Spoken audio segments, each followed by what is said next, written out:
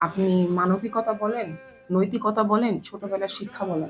আমার আব্বা আমাকে বিদেশে পড়িয়েছে যে, "তুই বিদেশে পড়ে বাংলাদেশে কাজ করবি। You cannot stay abroad." আমাদের আপব্রিঙ্গিং আমরা যেভাবে বড় হয়েছি যে, যতটুকু আমরা পেয়েছি এটা দিতে হবে সোসাইটিকে। We have to give back.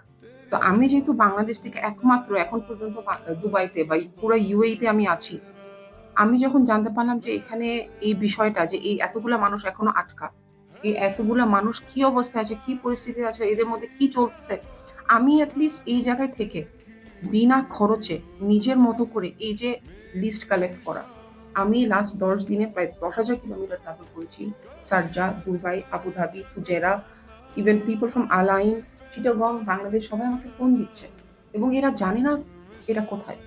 এবং এই যে ইমোশনসটা বা আমি যখন জেলখানায় ১ম গেলাম, শুধু লয়ার্সরা দেখা করতে পারে শুক্রবার দিন। তো শুক্রবার দিন আমি জানি আমি নেক্সট ফ্রাইডে ইনশাআল্লাহ আমি হয়তোবা কালকে